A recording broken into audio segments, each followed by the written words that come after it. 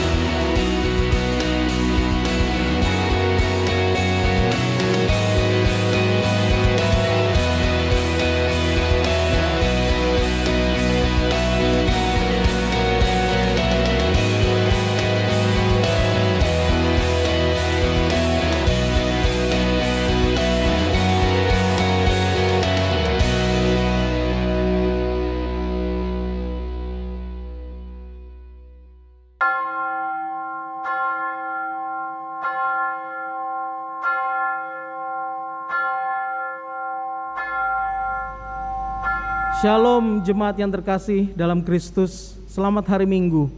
Pada hari ini hanya oleh karena anugerah Tuhan kita boleh datang beribadah bersama-sama.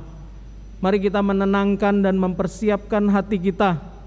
Kita memohon agar Roh-Nya yang kudus memimpin kita untuk bisa masuk di dalam ibadah minggu ini. Mari kita bersaat teduh.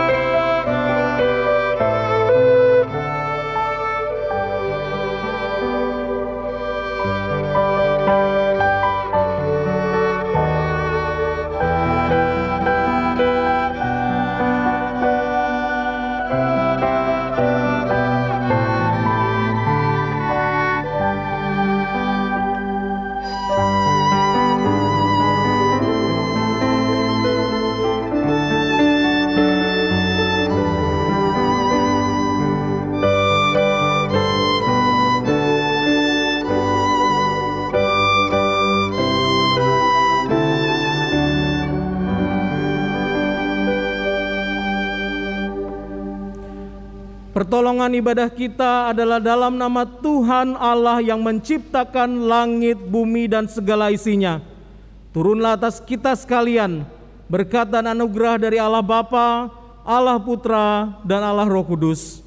Amin.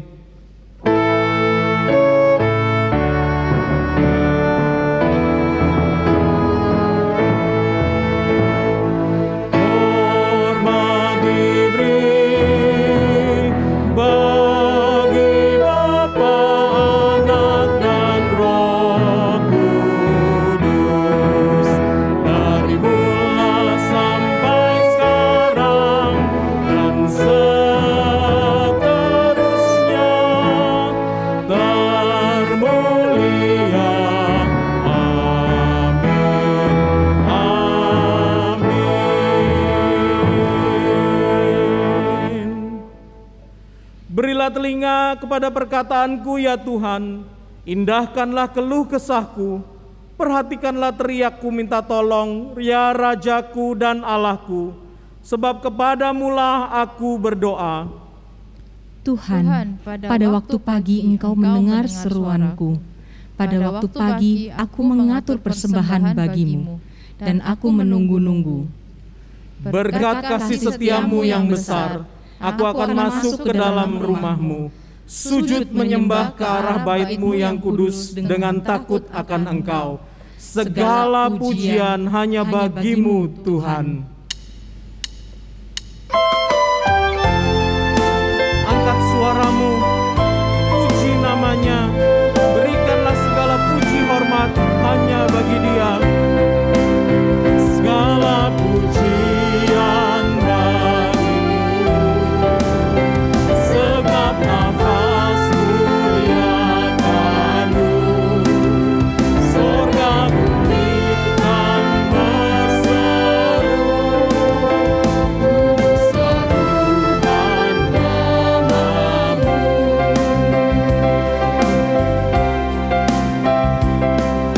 Suci, suci, suci, Allah Maha Kuasa.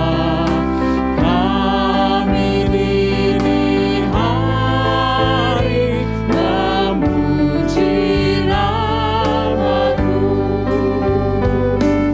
Suci, suci, suci, Allah Maha Kasih, Allah Tritunggal, patut dipuji. Suci, suci, suci, Allah yang dipuji. Di depan tatamu demi mahkotanya, malaikat di sorga bersujud menyembah Allah yang ada selama-lamanya. Segala pujian bagi-Mu, sebab nafas muliakan-Mu, sorga bumi kan berseru, kuduslah Tuhan nama-Mu.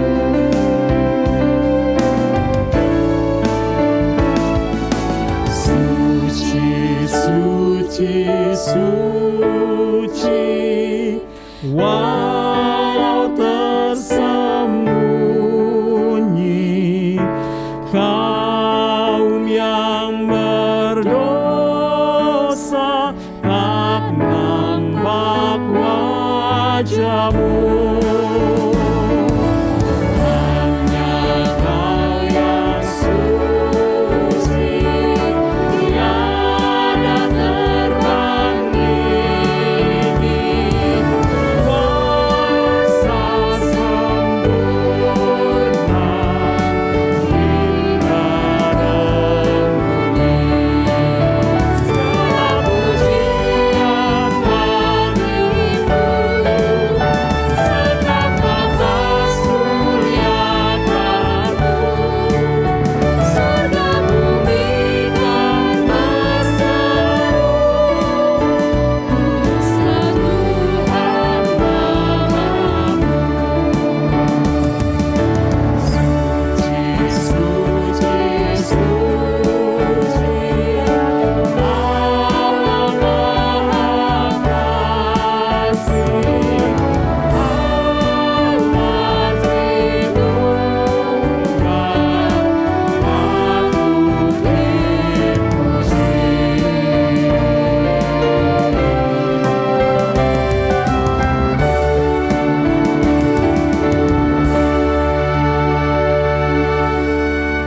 Mari kita datang pada Tuhan dalam doa.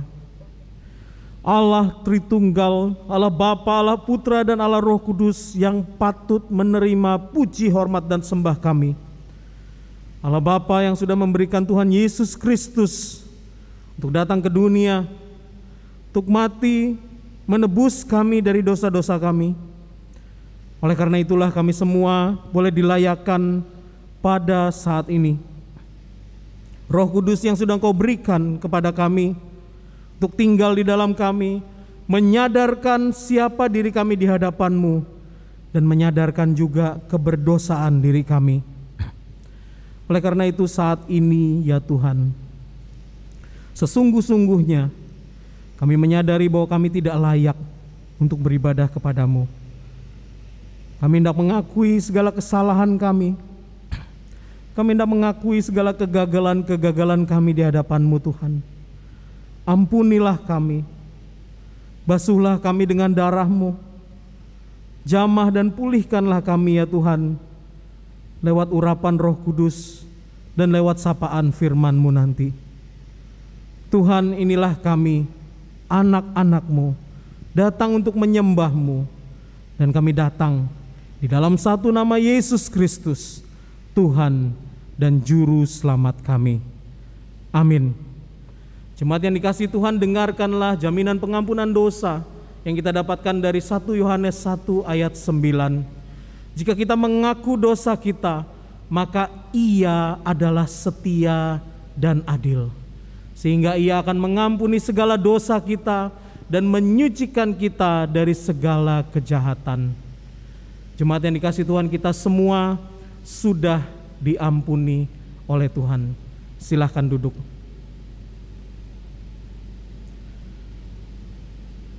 Saudara, mari kita menaikkan suara kita, mengagungkan kuasa nama Tuhan, memuji namanya.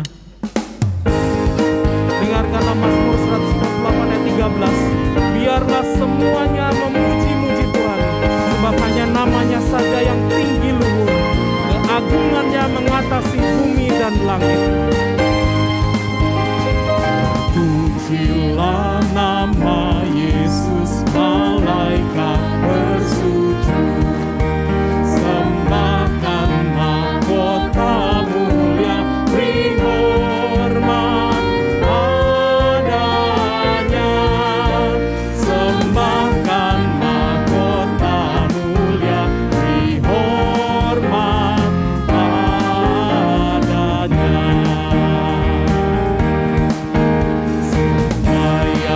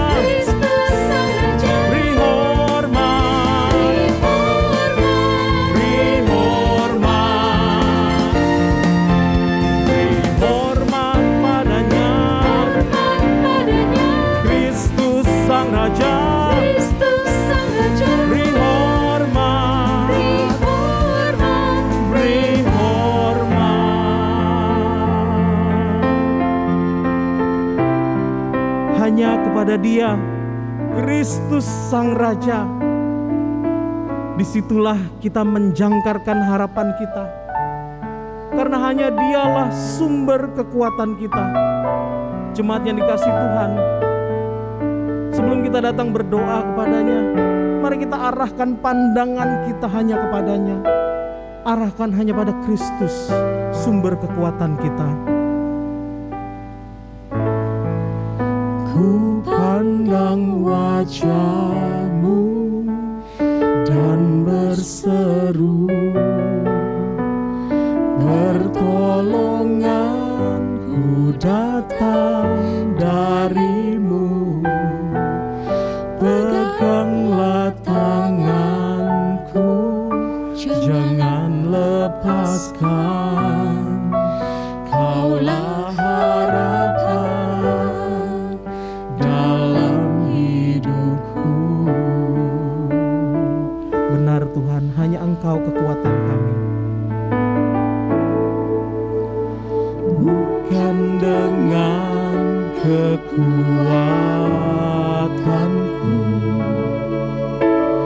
ku dapat jalani hidupku,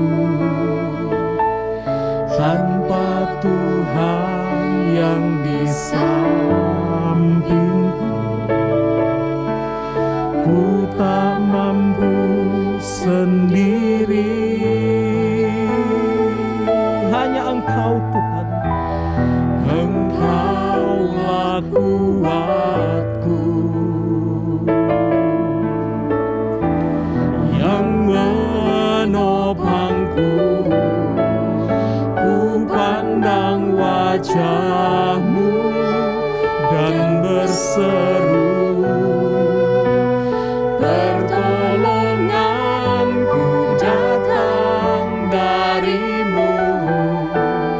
Peganglah tanganku, jangan lepaskan. Kaulah harapan dalam hidupku. Ku pandang wajah-Mu dan berseru, pertolonganku datang dari-Mu. Peganglah tanganku, jangan lepaskan. Kaulah harapan dalam hidupku. Peganglah tanganku, jangan lepaskan. Kaulah harapan dalam hidupku. jemaat yang dikasihi Tuhan, datanglah pada Tuhan sekarang dalam doa pribadimu. Berserulah kepadanya, jangkarkanlah harapanmu, kerinduanmu, kesulitanmu hanya kepadanya. Karena Dia Sang Raja, karena Dia Tuhan yang Maha Kuasa, yang sanggup untuk menjaga, menopang, dan menjawab setiap doa kita. Berdoalah jemaat kepada Tuhan.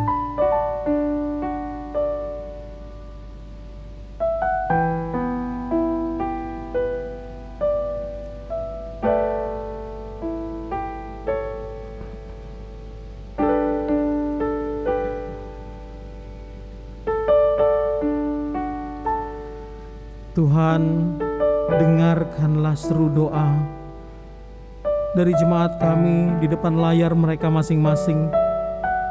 Jawablah Tuhan, jawablah permohonan mereka, topanglah hidup mereka, dan tolong mereka ya Tuhan. Kami berseru di dalam nama Tuhan Yesus Kristus, sumber kekuatan dan harapan kami. Amin. Jemaat yang dikasihi Tuhan, mari terus berdoa bersama dengan saya. Tuhan, kami berdoa untuk bangsa dan negara kami. Tuhan, kami bersyukur bahwa proses dari pembagian vaksin boleh terus berjalan dan semakin banyak orang yang boleh divaksin. Dan Tuhan, kami berdoa agar proses pembagian vaksin ini boleh semakin melandaikan kurva dari COVID-19 pandemi di negara kami, sehingga perlahan-lahan Tuhan, di era new normal ini bangsa kami boleh pulih. Tuhan, kami berdoa juga untuk saudara kami umat muslim yang sebentar lagi juga akan merayakan hari raya Lebaran.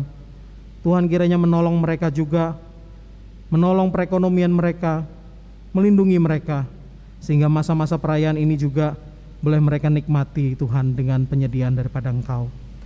Tuhan, kami juga berdoa untuk keamanan bangsa kami. Ada banyak bencana, tanda bencana alam, ada banyak juga goncangan-goncangan politik yang kami alami.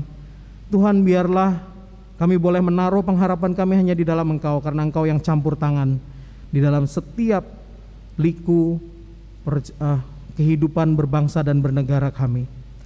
Tuhan, kami berdoa juga untuk gereja kami. Tuhan, tolong agar gereja kami boleh terus di masa pandemi ini menjadi sumber kekuatan dan sumber pengharapan dan sumber pengenalan jemaat akan Kristus. Tuhan, lewat segala siaran yang kami siapkan, Tuhan, kiranya Engkau menolong, memberkati setiap tim yang bekerja di balik layar untuk setiap siaran, baik itu ibadah, doa, maupun broadcast pesan-pesan video yang kami buat dan siapkan. Biarlah itu boleh melayani jemaat, boleh menguatkan jemaat. Dan Tuhan, kami juga terus bergantung pada pimpinan-Mu, agar Engkau menolong gereja kami boleh menyesuaikan diri di era new normal ini dan terus melaksanakan panggilan-Mu untuk melayani Engkau dan juga jemaat, serta menyebarkan Injil keselamatan bagi mereka yang belum mendengarkannya. Tuhan, tolong, ini seru doa kami. Kami berdoa menaikkan segalanya sesuatu ini Tuhan, membawa seluruh doa dan permohonan kami sesuai dengan doa yang pernah diajarkan oleh Tuhan Yesus. Bapa kami yang di sorga, dikuduskanlah nama-Mu, datanglah kerajaan-Mu, jadilah kehendak-Mu di bumi seperti di sorga.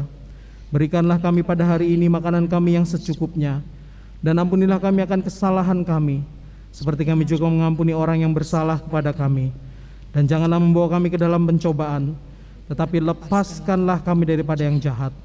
Karena Engkaulah yang mempunyai kerajaan dan kuasa dan kemuliaan sampai selama-lamanya. Amin. Jemaat yang dikasihi Tuhan, mari kita berdiri bersama-sama. Kita akan mengikrarkan pengakuan iman rasuli yang berbunyi demikian. Aku percaya kepada Allah, Bapa yang Maha Kuasa, Khalik langit dan bumi, dan kepada Yesus Kristus, Anaknya yang tunggal Tuhan kita, yang dikandung dari Roh Kudus, lahir dari anak darah Maria, yang menderita sengsara di bawah pemerintahan Pontius Pilatus, disalibkan, mati dan dikuburkan, turun ke dalam kerajaan maut. Pada hari yang ketiga, bangkit pula dari antara orang mati, naik ke sorga, duduk di sebelah kanan Allah, Bapa yang Maha Kuasa, dan dari sana Ia akan datang untuk menghakimi orang yang hidup dan yang mati. Aku percaya kepada Roh Kudus, gereja yang kudus dan am, persekutuan orang kudus, pengampunan dosa, kebangkitan tubuh, dan hidup yang kekal. Amin. Jemaat dipersilahkan duduk. Mari kita mempersiapkan hati kita untuk mendengarkan firman Tuhan. Kita hendak menyatakan kepada Tuhan bahwa kita akan terus bertekun dalam iman, setia untuk mengerjakan segala perintah-Nya di dalam hidup kita.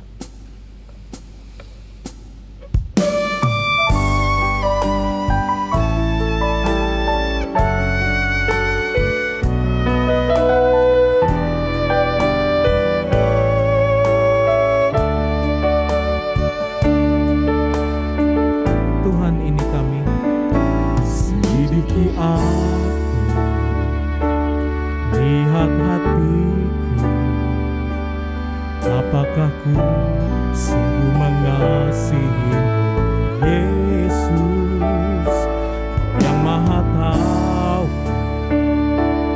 dan menilai hidupku, tak ada yang tersembunyi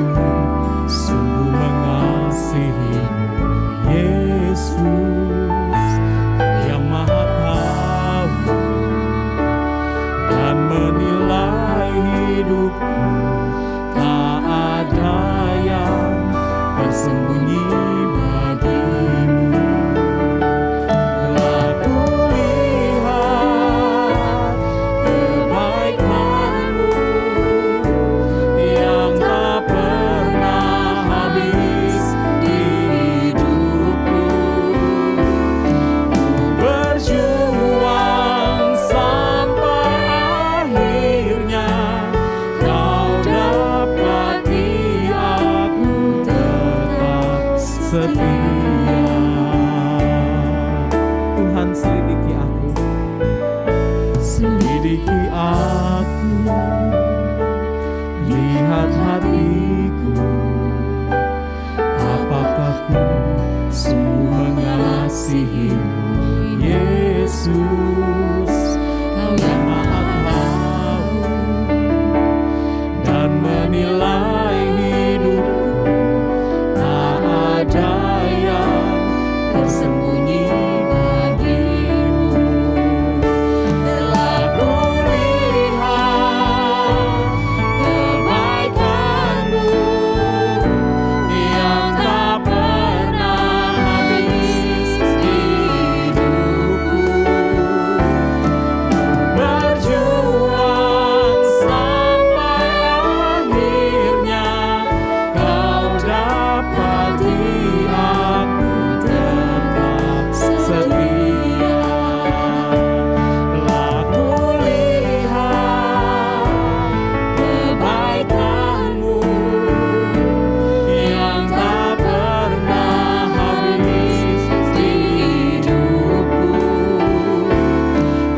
Berjuang sampai akhirnya, kau dapati aku tetap setia. Ku berjuang sampai akhirnya, kau dapati aku tetap setia.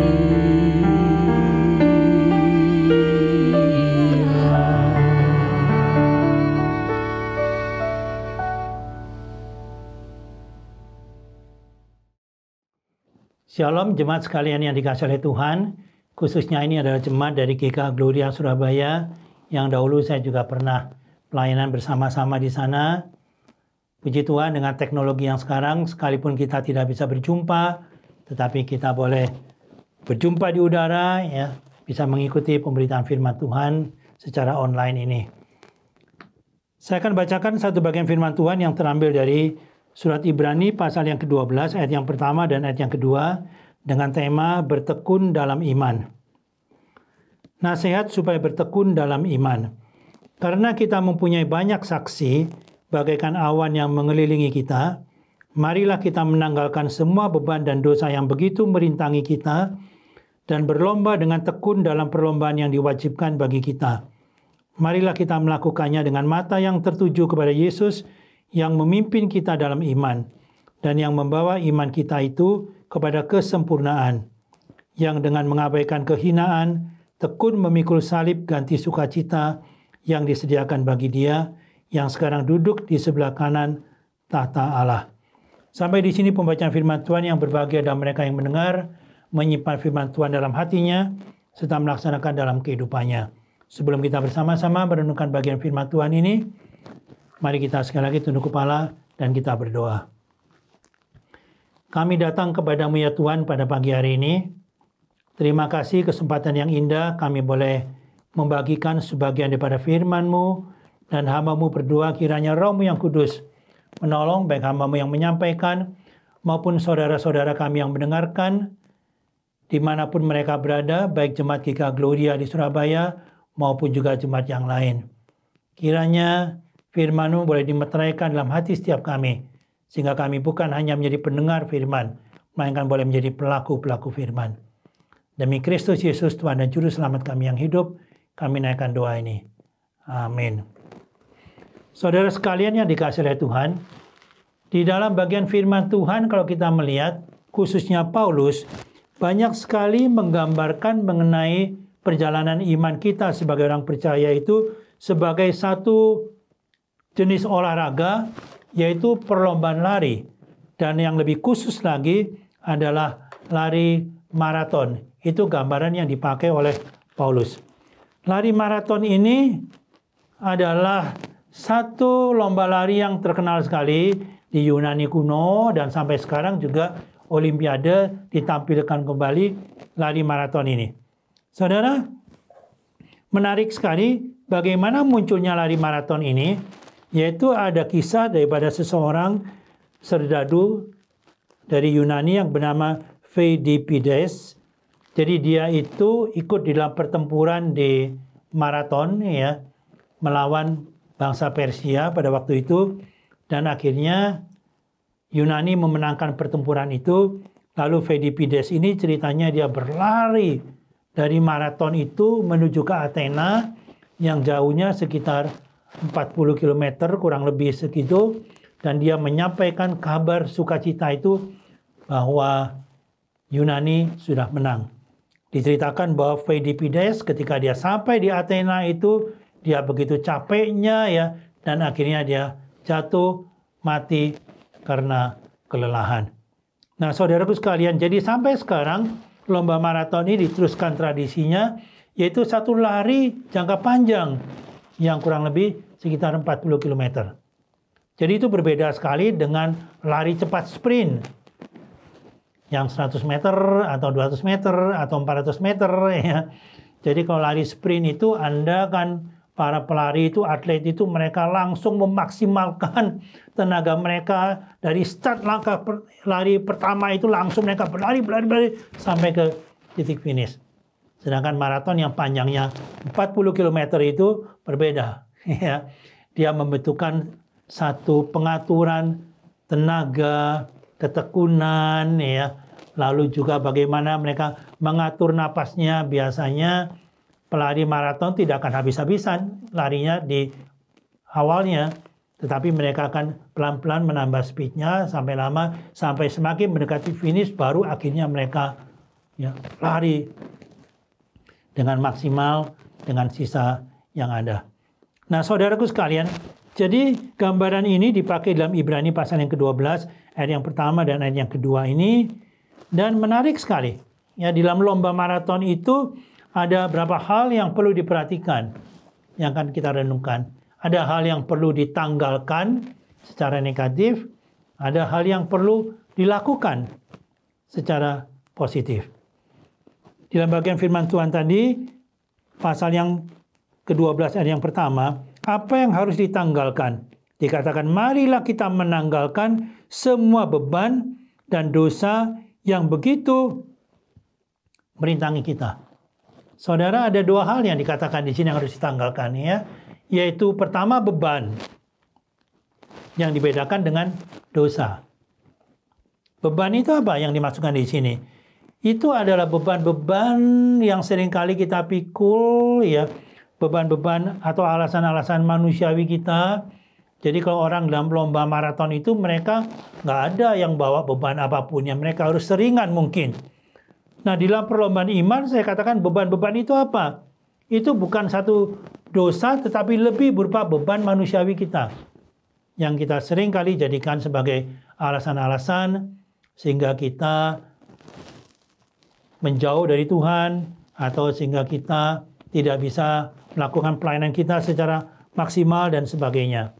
Mungkin itu masalah keluarga, itu barangkali masalah kekhawatiran di PHK dalam masa pandemi ini, ataupun barangkali sibuk, ya, alasan kesibukan dan sebagainya. Itu seringkali menjadi beban-beban yang seringkali kita pikul dan menjauhkan hubungan kita dari Tuhan. Saya ingat ada seorang pendeta yang sudah senior ya, dia menceritakan bahwa satu kali dia pernah mengunjungi pasangan suami istri yang masih muda.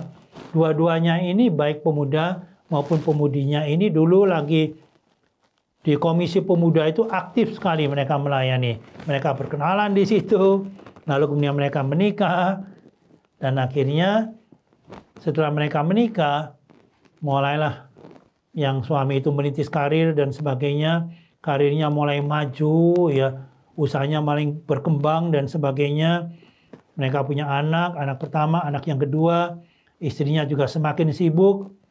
Lalu kemudian dia juga membantu di dalam perusahaan yang dirintis oleh suaminya itu. Sehingga akhirnya mereka semakin lama semakin menjauh dari Tuhan. Mereka yang dulu begitu aktif melayani itu, sekarang hanya menjadi orang percaya musiman, ya, yang barangkali setahun sekali nongol lagi Natal begitu. Jadi si pendeta seniornya ini datang mengunjungi pasangan suami istri ini yang dulu begitu aktif, begitu rajin mencintai Tuhan kan. Lalu tanya kenapa kalian ini sekarang ya begitu mundur, dulu kalian luar biasa berkobar-kobar ya. Mereka mengatakan iya kita sibuk sekarang ini, ada sang suami juga sibuk ya, karir kita yang usaha yang kita rintis, istrinya juga sibuk, belum ngurusin anak, belum lagi membantu dalam pekerjaan suami dan sebagainya. Jadi kita sekarang nggak punya waktu, Bapak Pendeta. Maaf aja ya. Oh begitu ya. Jadi bagaimana? Saya doakan ya, kata Pak Pendetanya. Oh boleh didoakan. Senang kan ya didoakan begitu. Ya didoakan pendetanya ini, doanya itu begini kira-kira ya. Dia katakan, ya Tuhan ya kasihanilah kedua anak muda ini yang sekarang begitu sibuk ya, tidak punya waktu lagi buat Tuhan.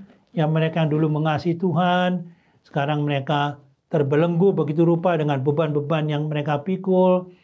Jadi Tuhan hamba memohon supaya ambil berkat dari mereka, supaya mereka itu kembali lagi bisa dekat dengan Tuhan ya. Amin. Waduh, kaget ini ya pasangan suami. Oh jangan doa gitu dong Pak Pendeta ya. Masa berdoa supaya berkatnya itu diambil ya. Tapi mereka dapat poinnya ya. Oke ya, berkatnya nggak usah diambil. Tapi saya mengatur waktu bagaimana untuk kembali iman saya, kesungguhan saya mengikut Tuhan seperti dahulu. Ya. Saudara, itu beban. Nah yang kedua yang harus ditanggalkan itu apa? Dikatakan di sini dosa. Dosa yang begitu merintangi kita. Entangled sin dalam bahasa Inggrisnya. Atau besetting sin. Artinya apa? Itu dosa yang begitu menjerat kita, yang mungkin menjadi dosa yang kita ulangin lagi, dan kita tidak bisa lepaskan. Ya, besetting sin itu kalau saya terjemahkan itu adalah dosa langganan. Ada dosa langganan, ada ya. Orang yang mengulang dosa yang sama lagi, tahu tidak berkenan kepada Tuhan ya. Masalah barangkali kecanduan kerja, masalah barangkali pornografi, ya, masalah barangkali apa kayak macam-macam ya, dosa seks dan sebagainya, ya kan? Itu kadang-kadang bisa menjadi dosa langganan yang begitu menjerat kita, ya. Saudara sekalian, ini ada satu cerita juga, ya, yaitu dari seorang suami yang dia itu ya sudah menikah barangkali sekitar 10 tahunan begitu. Lalu ternyata dia terlibat dalam hubungan perselingkuhan dengan seorang wanita yang wanitanya itu belum menikah ya, tapi sudah ada rada umur begitulah ya. Jadi terjadilah perselingkuhan ini. Nah, hal ini rupanya diketahui oleh senior ya, itu gereja karena sistemnya ada bimbingan dalam kelompok kecil dan sebagainya. Jadi seniornya di dalam kelompok kecil itu tahu hal ini. Ya. Lalu kemudian dia ngasih tahu kepada yang pria ini ya. Dia katakan bahwa kamu sebaiknya hentikan hubungan kamu itu. Ya kan? Kamu udah punya istri, punya anak ya. Itu kalau diteruskan tidak baik lah. Kamu juga seorang yang ya pengikut Kristus dan sebagainya. Oke, ya kata si bapak ini. Sekarang juga ya. Nanti engkau pergi, saya akan langsung telepon ya. Saya akan kasih tahu kepada orang tersebut katanya. Oke, bagus ya. Saya pegang janji kamu, omongan kamu. Ya, baik katanya. Ketika rekan yang lebih seniornya pergi, benar. Dia langsung telepon ya kepada selingkuhannya itu. Dia katakan bahwa, waduh, celaka hubungan kita sudah diketahui oleh senior saya. Lalu yang perempuannya bilang, jadi bagaimana sekarang? Jadi mulai dari sekarang kita harus lebih hati-hati supaya jangan diketahui katanya ya. Saudara sekalian menangkap poinnya ya. Jadi dia telepon bukannya memutuskan hubungan itu ya. Tapi dia katakan harus lebih hati-hati ya. Saudara sekalian, jadi ini dosa-dosa yang begitu menjerat ini ya, kalau Anda tahu ya, itu seperti saluran ya dalam pipa air itu mesti dibersihkan supaya air itu bisa mengalir dengan baik. Saudara, kami ya khususnya Semu Lili ya, istri saya itu belakangan ini lagi pandemi ini, dia berkenalan dengan satu produk, ya, itu namanya EcoSys. Produk itu bisa menjadi disinfektan, bisa menjadi sanitizer, macam-macam. Tetapi produk itu juga kalau dia dalam bentuk tabletnya dicampur dengan air, airnya itu bisa langsung diminum, tidak usah dimasak lagi. Anda percaya atau tidak percaya ya. Tapi istri saya produk itu dia pakai bukan hanya cuman sebagai income, tetapi sebagai pelayanan. Banyak yang orang-orang yang tidak punya akses ke air bersih dan sebagainya, lalu dipasang instalasi EcoSys dan sebagainya, menolong banyak sekali orang. Di Bandung aja sudah mungkin ada sekitar 5-6 kecamatan yang memakai produk EcoSys itu. Tetapi kemana dia pergi? Ya, kalau misalnya rumah mau dipasangin itu ya, di torennya itu mau dikasih EcoSys, maka hal yang pertama yang dilakukan apa? Yaitu tidak boleh langsung diminum air itu, ya kan? Jadi yang lakukan apa? Salurannya dibersihkan dulu. Jadi EcoSys itu dimasukkan dengan satu konsentrasi yang cukup tinggi supaya kotoran-kotoran dari saluran itu dibersihkan dulu, ya kan? Baru kemudian setelah 3 hari 4 hari dilihat airnya yang keluar makin lama makin bersih, makin jernih, ya. Itu dites di laboratorium, biasanya udah bisa diminum. Jadi bisa diminum air itu. Di rumah saya kami pakai itu sekarang. Ya, kami tidak pernah beli lagi aqua dan sebagainya. Tetapi kalau Anda mampir ke Bandung, boleh di rumah saya itu air ledeng dan sebagainya semua keluar itu biasa langsung diminum. Jadi saudaraku sekalian, demikian juga dengan hubungan kita dengan Tuhan. Ya, saluran itu harus dibersihkan dulu tahap pertamanya. Baru kemudian dia akan lancar, mengalir, aliran airnya menjadi air yang bersih, yang jernih, yang diminum, menjadi air yang baik buat kita sekalian. Saudaraku sekalian, jadi ini hal yang harus ditanggalkan. Beban, dan yang kedua, dosa. Lalu secara positif, apa yang harus dikenakan? Yang harus dilakukan? Saudara, yang pertama yang saya katakan di sini, yaitu sebagai seorang pelari, perlu apa? Membutuhkan latihan ketekunan. Itu kata yang muncul dalam ayat yang pertama, ayat yang kedua muncul lagi kata ketekunan itu. Ketekunan itu artinya apa? Ketekunan itu membutuhkan disiplin, ya kan? Dan apa ketekunan itu artinya? Ada konsistensi. Ya kan? Jadi bukan hanya sebentar dan sebagainya, tetapi ada satu latihan disiplin yang konsisten. Itu artinya ketekunan. Bukan hanya sesuatu yang kita lakukan sebentar dan sebagainya. Saudara, ada banyak orang yang mengatakan bahwa engkau untuk menjadi orang yang berhasil harus punya mimpi yang besar. Tetapi saya mengutip kalimat dari Nelson Mandela, di sini menarik sekali. Nelson Mandela, Anda tahu ya, itu dulu presiden kulit hitam pertama dari Afrika Selatan yang pernah dipenjara 27 tahun karena menentang apartheid. Lalu akhirnya dia bebaskan dan dia ikut pemilu yang pertama yang bebas, di mana dia menjadi presiden kulit hitam yang pertama di Afrika Selatan. Dia katakan demikian, bahwa mimpi besar saja tidak cukup, ya. Tapi mimpi besar itu harus, ya, seorang pemenang itu ada orang yang punya mimpi yang besar dan yang kemudian dia apa? Dia membayar harga untuk mewujudkan mimpinya itu. Jadi nggak benar kalau dikatakan bahwa mimpi besar itu menjadikan orang berhasil. Enggak. Kalau cuma mimpi besar doang nggak bisa, saudara. Harus ada ketekunan, tadi saya katakan, ada disiplin, ya, ada konsistensi di situ. Saudara, kalau saya ingat kedua anak saya itu, dua-duanya lagi kecil, ya, yang perempuan sama yang laki, mereka belajar musik, belajar piano, dalam usia yang ya mulainya hampir sama. Dulu itu guru piano mereka itu sama, guru pianonya itu sering ngomong bahwa kayaknya yang laki ini, waduh ini ide-idenya ya, improvisasinya itu luar biasa sekali ya. Tetapi dia kalah tekun ya. Yang cicinya itu lebih ajak, lebih konsisten, lebih tekun ya. Dan akhirnya cicinya itu Airin yang menjadi pianis yang betul-betul ya, yang profesional.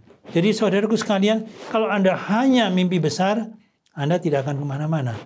Tapi perlu ada satu disiplin, dan dalam hal ini disiplin rohani itu sangat penting sekali. Disiplin rohani itu apa? Yaitu bagaimana kita melatih diri kita, ya kan, di dalam doa kita, dalam saat teduh, dalam pembacaan firman dan sebagainya. Itu disiplin rohani. Saya bersyukur bahwa saya latihan disiplin rohani itu adalah ketika saya pertama kali dalam pendidikan teologi yang paling mendasar di saat di Malang dulu. Itu Anda zaman saya dulu di Malang itu, wah itu kita sering guyon mengatakan ini anak-anak yang di saat ini adalah manusia bel. Ya, semua itu teng bel bangun, ya, teng bel mulai saat teduh, teng bel jam makan, ya, teng masuk kelas. Itu kita dilatihnya kayak setengah kayak militer gitu, manusia bel, ya. Jadi udah biasa bangun pagi jam 5, jam 6 teng lagi saat teduh, ya, doa firman di situ. Jadi itu sudah menjadi kebiasaan yang 4 tahun di saat itu kami latih demikian. Dulunya saya ngomel-ngomel. Lagi di saat itu, ya, aduh kita ini kayak mesin aja begitu. Tetapi ternyata latihan disiplin yang ajak dan konsisten itu membentuk diri saya. Sehingga saya kemudian pelayanan dimanapun, ya, studi sampai lanjutkan ke Taiwan, ke Amerika dan sebagainya. Tetap rupanya saat teduh itu sudah menjadi bagian yang tidak terpisahkan dari kehidupan saya, dan itu memberikan kekuatan yang luar biasa ketika saya menghadapi kesulitan dalam kehidupan dan sebagainya. Saya tetap bisa terpaut kepada Tuhan. Luar biasa, saudara. Jadi apa yang harus dilakukan? Yang pertama yaitu ketekunan, dalam hal ini menuntut disiplin dan konsistensi. Lalu yang kedua apa dikatakan di sini? Ayat yang kedua, marilah kita melakukannya dengan mata yang tertuju kepada Yesus. Dengan mata yang tertuju kepada Yesus. Artinya apa? Artinya fokus. Ini yang kedua ini. Ya, fokus artinya. Jadi saudaraku sekalian, secara positif Anda membutuhkan satu fokus untuk memenangkan perlombaan iman, menjadi orang yang bertekun dalam iman itu. Fokus itu artinya apa? Saudara, Anda mengesampingkan hal yang lain dan Anda fokuskan kepada satu tujuan. Saudara, saya senang dengan, kalau Anda tahu laser, ya, laser itu, apa itu laser itu? Laser itu singkatan dari light amplified, ya, by stimulated emission of radiation. Kira-kira itulah, ya. Itu ada slide-nya begitu. Nah, apa itu artinya? Saya juga nggak terlalu tahu, terus terang, ya.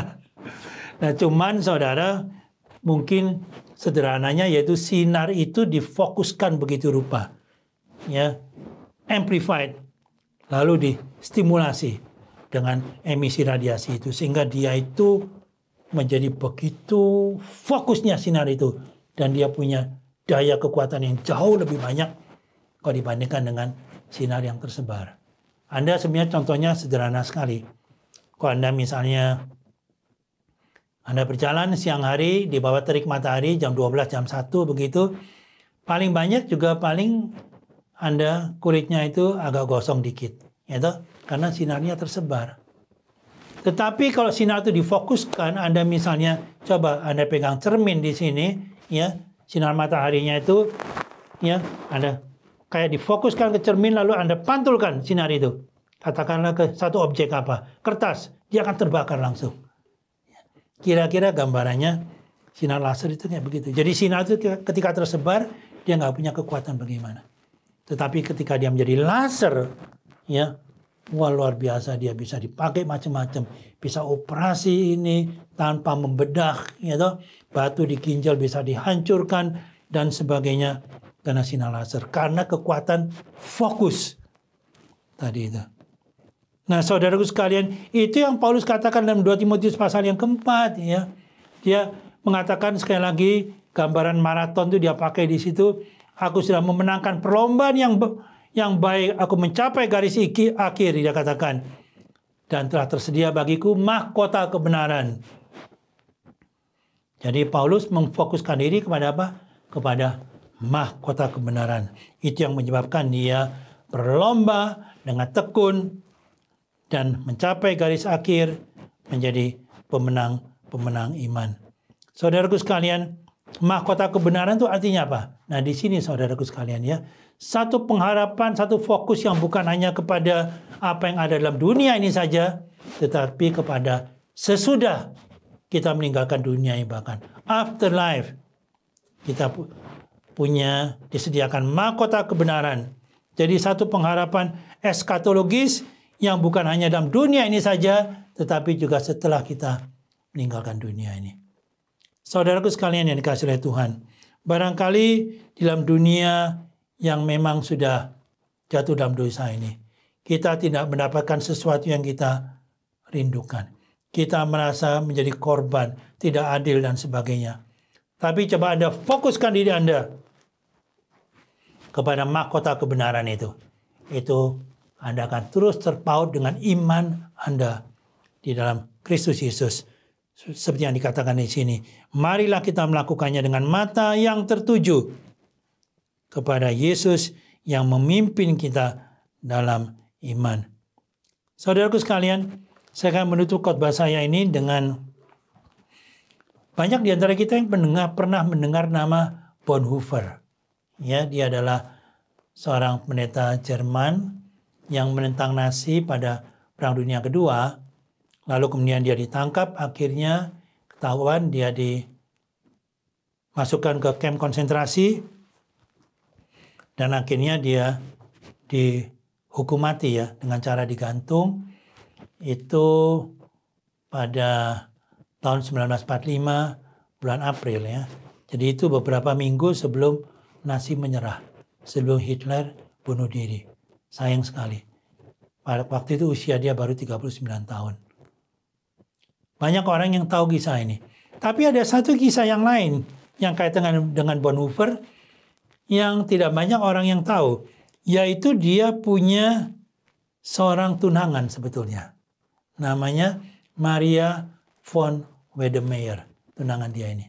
Jadi mereka bertunangan kurang lebih 3 bulan sebelum Bonhoeffer ditangkap dan kemudian dia dimasukkan ke kamp konsentrasi. Jadi sayang sekali ya, dia bertunangan lalu 3 bulan setelahnya dia ditangkap dan dimasukkan ke kamp konsentrasi. Lalu 2 tahun di sana kurang lebih, akhirnya dia dihukum mati. Nah, tapi saudaraku sekalian, yang menarik adalah yaitu Maria von Wedemeyer ini mengumpulkan surat-surat cinta dari Bonhoeffer yang dikirimkan kepada dia. Jadi akhirnya dibukukan ya, itu Love Letters from Cell 92. Ya, surat cinta dari sel 92 itu ya. Itu adalah sel di mana tempat Bonhoeffer ditahan itu. Nah, dalam surat cinta itu banyak sekali ungkapan-ungkapan dari Bonhoeffer yang dia sampaikan kepada Maria von Wedemeyer ini. Tetapi ada satu hal yang menarik yang dalam salah satu suratnya. Bonhoeffer mengatakan bahwa saya tidak akan lepas pengharapan saya, ya. Saya tetap mudah-mudahan kita bisa berjumpa satu hari kalau saya bisa dibebaskan dari kamp konsentrasi ini, dia katakan. Dan pintu itu, dia katakan pintu penjaranya itu ketika dibuka itu merupakan gambaran daripada kebebasan yang saya akan peroleh. Kalau tidak dalam dunia ini, ketika Tuhan Yesus datang kembali. Dan pada waktu itulah kita tetap akan berjumpa kembali. Saudara, apa yang menguatkan Bonhoeffer dalam tahanan ini? Yaitu itu tadi, pengharapan eskatologis itu. Ya, dia tetap optimis. Kalau tidak dalam kehidupan yang sekarang ini, dia katakan, tetapi mereka akan dipertemukan kembali pada waktu Kristus datang. Di situ dia memperoleh kebebasan yang sesungguhnya. Saudaraku sekalian, jadi inilah fokus kepada pengharapan inilah yang memberikan kekuatan kepada Bonhoeffer sehingga dia tidak jatuh imannya, dia tetap bertahan sampai akhirnya dieksekusi. Dia setia sampai akhir bertekun dalam iman. Saudaraku sekalian kasih oleh Tuhan, Paulus dalam 2 Korintus pasal yang keempat ayat yang ke-17 juga mengatakan bahwa penderitaan ringan yang sekarang ini tidak ada artinya dibandingkan dengan kemuliaan kekal yang akan kita peroleh pada waktu kita berjumpa dengan Tuhan. Itulah yang menjadi fokus kita, bukan hanya di dalam kesementaraan ini aja, tetapi kepada mata kita tertuju kepada Yesus yang memberikan janji pengharapan yang kekal kepada kita sekalian. Amin. Mari kita tunduk kepala dan kita berdoa sekali lagi. Ya Tuhan, kami bersyukur pada pagi hari ini kalau firman-Mu boleh berbicara kepada kami, ya Tuhan, mengajarkan kepada kami bagaimana kami bertekun dalam iman. Ya Tuhan, dalam perlombaan iman yang kami harus jalani sebagai orang percaya. Hamba-Mu serahkan firman-Mu yang telah disampaikan, ya Tuhan. Biarlah terus mengiang, berbicara kepada setiap kami. Sehingga sungguh ya Tuhan, kami menjadi pemenang-pemenang di dalam perjalanan iman kami sebagai orang percaya. Segala puji syukur kami kembalikan kepada Engkau ya Tuhan, demi Kristus Yesus, Tuhan dan Juru Selamat kami yang hidup. Amin.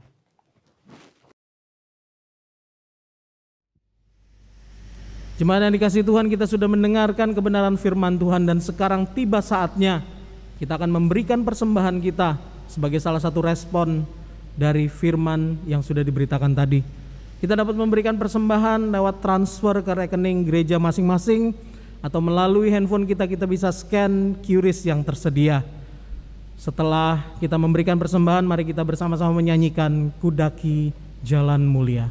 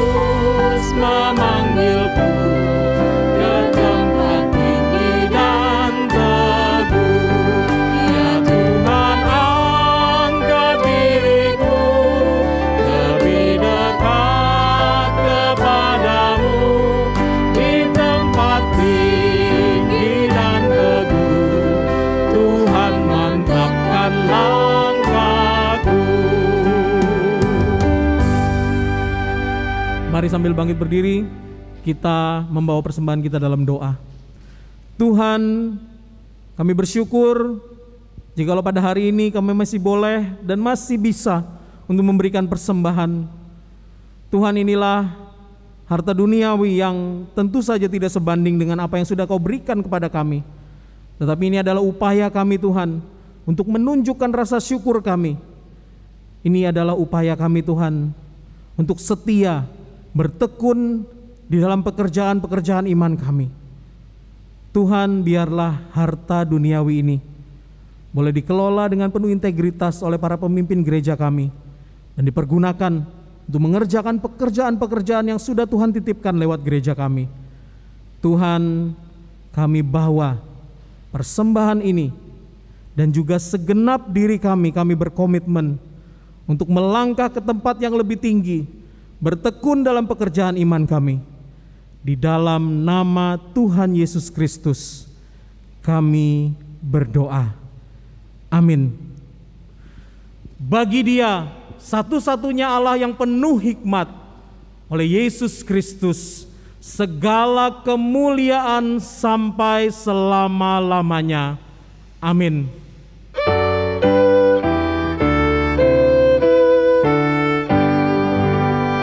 Puji Allah Bapa Putra, puji Allah Roh Kudus, ketiganya yang esa. Oh, selamat sumber berkat.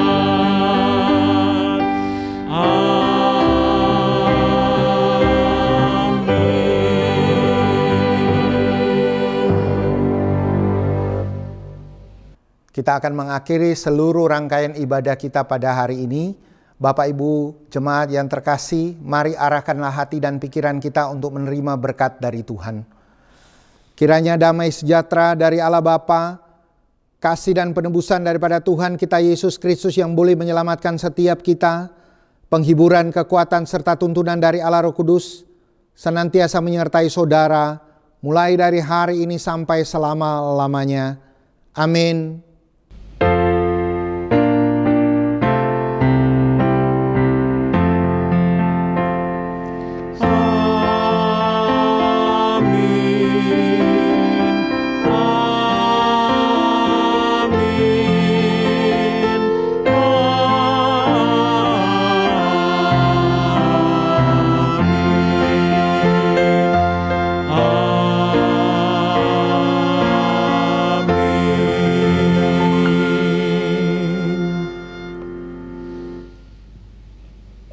Jemaat yang dikasihi Tuhan, ibadah minggu kita telah selesai. Marilah kita tidak hanya menikmati ibadah ini, tapi kita juga melangkah keluar dari ruangan ini, kita menjadi pelaku-pelaku firman yang setia. Silakan duduk, ibadah kita selesai. Tuhan Yesus memberkati.